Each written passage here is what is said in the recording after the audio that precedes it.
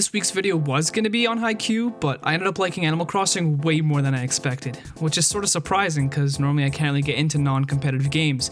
I enjoy having my skills and strategies tested, and obviously Animal Crossing isn't that type of game. It's a game that offers something completely different. Actually, it's pretty much the complete opposite of the games I normally play. It's very laid back and relaxing, but I still wake up every day and hop on to play for a couple hours. So I wanted to talk about how this game, which is the polar opposite of what I normally play, has completely hooked me. Not that it's very hard to get me coming back to something considering the times we're in right now, but there's a little bit of something for everybody in this game, especially if you're the creative type. Specifically in this new installment of Animal Crossing, you have way more freedom in the sense of customization that really hasn't been seen in Animal Crossing before. You can now terraform your whole island with no real limits on what you can and can't do.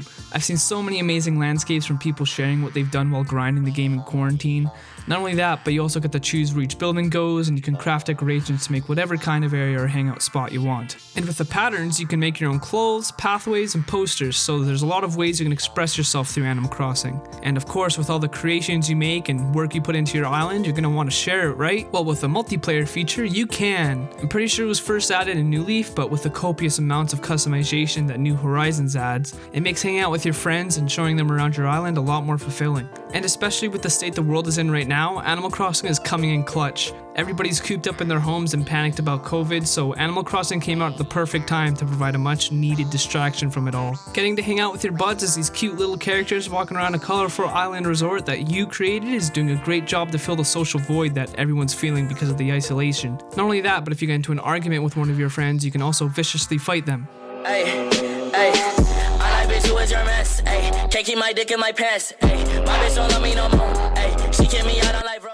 I've seen a ton of this on my Twitter feed, and I'm sure you have too. There's so many people that are hanging out with their friends or significant others on Animal Crossing, and you can tell it's kind of putting their hearts at ease. But if you eventually get bored of just walking around and talking to your friends, there's more activities you can do in Animal Crossing. Things like fishing and bug catching with your friends in Animal Crossing gives me the same feeling as doing it in real life.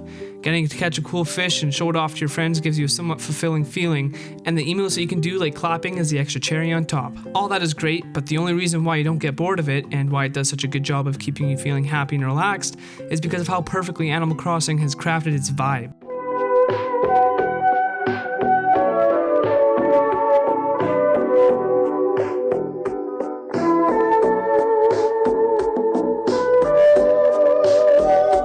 Vibe is the word I hear most often to describe the gameplay of Animal Crossing, and for good reason. Everything in Animal Crossing matches this carefree, happy, wholesome vibe, and it's pretty much saving everybody's sanity right now. The music matches the gameplay perfectly as you fish or walk around or just sit there, vibing. The villagers you get to talk to each have their own personality and prevent you from getting lonely if you don't have any friends to play with at the time. The stylized, wholesome aesthetic of the world makes you feel at ease, and the game time actually matches your real time. So if you wake up early in the morning to play, the sunrise and colors will match the feeling of waking up early and going outside with a warm cup of coffee. And I can't forget to mention the adorable character designs. Not just the NPCs, but the actual players. The way they walk around, sit without bending their legs, their big happy eyes and smile. Everything about them just screams cute and matches everything I've mentioned beforehand perfectly. All of it meshes together in a great way to create a well thought out vibe and helps you become immersed in the carefree world that Nintendo so thoughtfully created.